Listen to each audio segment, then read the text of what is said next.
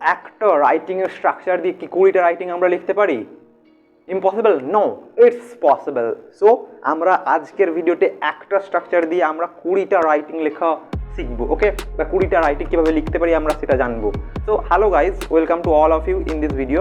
তো আজকে আমি এই ভিডিওটাতে দেখাবো বা তোমাদেরকে বলবো কিভাবে একটা স্ট্রাকচার দিয়ে আমরা 20টা রাইটিং লিখতে পারি এবং একটা ভালো ম্যাক্স ক্যারি করতে পারি, যাতে আমাদের ব্রেনে কোনো এক্সট্রা চাপ না পড়ে। অর্থাৎ আমরা যারা ফাঁকিবাজ, সারা বছর ফাঁকি মেরে পড়াশোনা করছি এবং পরীক্ষার সময় পড়াশোনা করছি, তো তাদের জন্য এই ভিডিওটা খুব উপকারী হতে চলেছে, আই হোপ। বাট ফাঁকি মারা উচিত নয়, হাউএভার। সো আমরা দেখবো এই ভিডিওটাতে কিভাবে একটা স্ট্রাকচার দিয়ে আমরা অনেকগুলো রাইটিং লিখতে পারি। তো আজকে আমাদের টপিক রয়েছে 20টা এবং সেই রাইটিংয়ের ধরন বা প্যাটার্নটা কিসের ওপর নির্ভর করবে, যখন কোনো হবিজ নিয়ে লিখতে বলবে। অর্থাৎ যখন কোনো হবিজ নিয়ে আমাদেরকে রাইটিং লিখতে বলবে, তো সেইখানে আমরা একটা স্ট্রাকচার ফলো করে এই 20টি টপিকের ওপর যে কোনো ধরনের রাইটিং আমরা লিখতে পারবো এবং খাতায় স্মুথলি উতরে দিতে পারবো। তো লেটস দেখে নেওয়া যাক যে কিভাবে বা আমাদের কাছে কি কি টপিকগুলো রয়েছে, ওকে? তো আমাদের প্রথম টপিক হচ্ছে গিয়ে সিঙ্গিং। যখন আমাকে সিঙ্গিং অর্থাৎ গান করা হবি নিয়ে জিজ্ঞাসা করা হবে, বা আমাকে যখন বলবে ইওর ফেভারিট হবি, তো তখন আমরা সিঙ্গিং নিয়ে লিখতে পারবো, বা যার যেরকম হবি সে সেরকম লিখতে পারবে। তো সকলের সমান হবি হয় না, বিভিন্ন লোকের বিভিন্ন হবি হয়। কারো গার্ডেনিং হতে পারে, সাইকেলিং হতে পারে, সিঙ্গিং হতে পারে, ওকে, বুক কালেক্টিং হতে পারে, স্ট্যাম্প কালেক্টিং হতে পারে, ডান্সিং হতে পারে, what ever it may B. তো আমরা সেক্ষেত্রে কোনো রকম ভেদভাব না করে, ডিসক্রিমিনেশন না করে যে কোনো টপিকের ওপর লিখতে পারবো, যখন আমাদের যাই হবি হোক না কেন, ওকে? সো নেক্সট টপিক, যদি আমাকে ডায়েরি রাইটিং বা আমার যদি ডায়েরি রাইটিং হবি হয়, তখন আমি লিখতে পারবো ফিশ নিয়ে লিখতে পারবো, স্ট্যাম্প কালেক্টিং নিয়ে লিখতে পারবো, ট্রাভেলিং নিয়ে লিখতে পারবো, ভ্রমণ নিয়ে লিখতে পারবো, সাঁতার সুইমিং নিয়ে লিখতে পারবো, গার্ডেনিং বাগান করা নিয়ে লিখতে পারবো, বোটিং অর্থাৎ বোট রাইডিং, বোট চালানো ইত্যাদি নিয়ে আমি লিখতে পারবো, রিডিং পড়াশোনা নিয়ে লিখতে পারবো যদি আমার ফেভারিট হবে রিডিং হয়ে থাকে, প্লেয়িং চেস যে কোনো খেলা হতে পারে। So whatever it is, chess or cricket or football, whatever it may be, you can write on it. Writing যদি আমার লেখাই রাইটিং হতে পারে, সেটা গল্প, কবিতা, whatever it may be, okay, story or article, whatever it is, যাই হোক না কেন।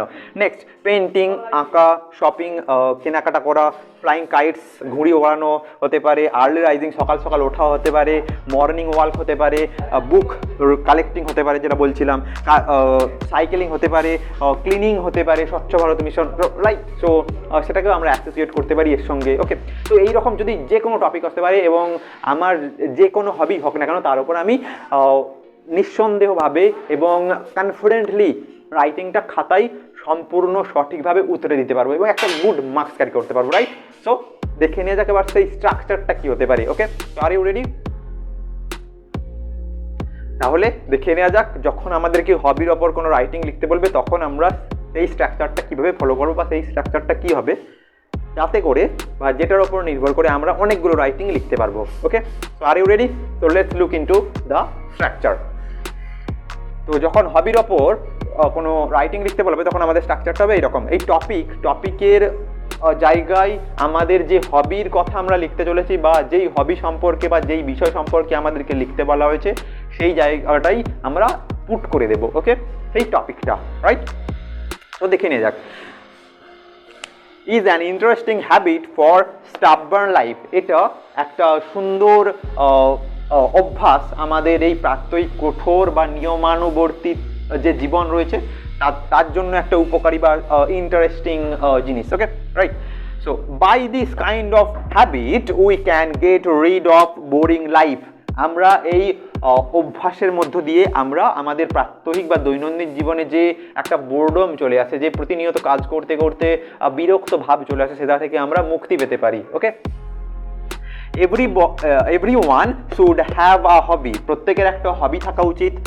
টপিক দেবো আবার, মানে টপিকের নামটা দেবো যেটা নিয়ে আমাদেরকে কোশ্চেনে লিখতে বলা হয়েছে বা আজ যেই হবি সম্পর্কে আমরা লিখতে চলেছি।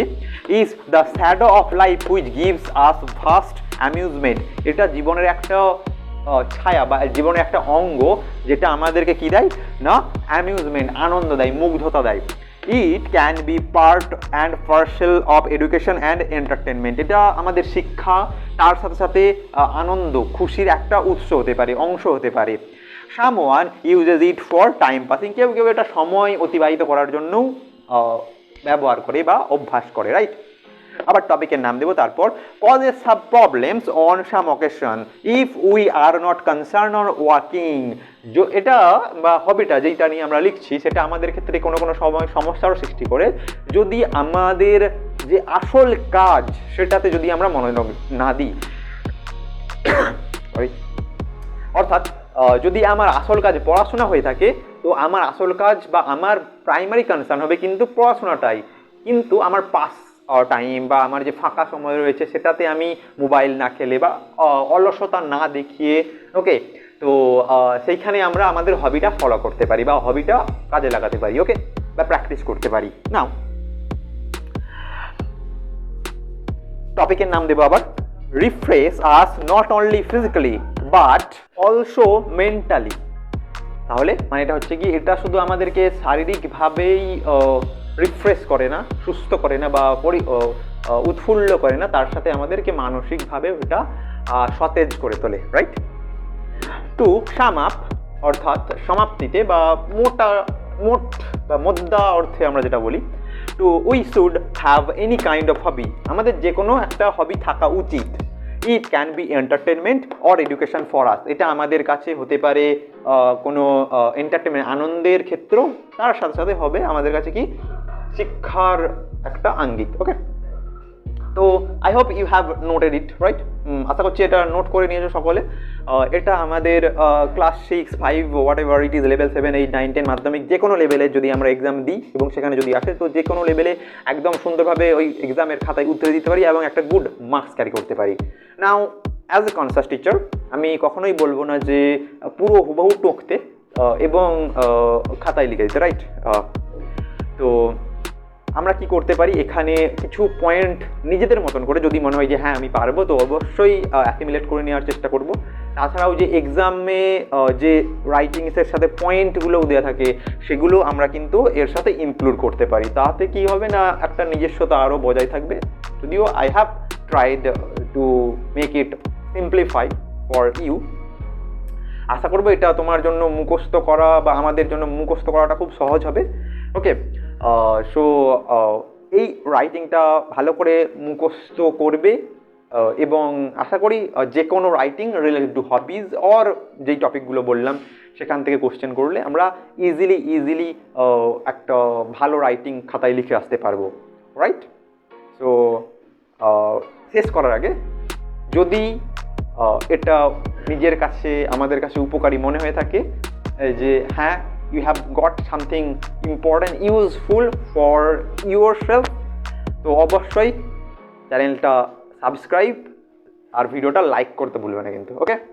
And you may share and যদি তুমি একজন সেলফি স্টুডেন্ট না হয়ে থাকো তো অবশ্যই বন্ধুদের সাথে শেয়ার করবে, ওকে। অ্যান্ড আমাদেরকে আনসেলফিশ হওয়ারই তো শিক্ষা, সমাজের উপকারে কাজে লাগার জন্যই তো আমরা শিক্ষা লাভ করছি, right. So do share with your friends at the same time, right. So thank you for watching the video and like, share, subscribe.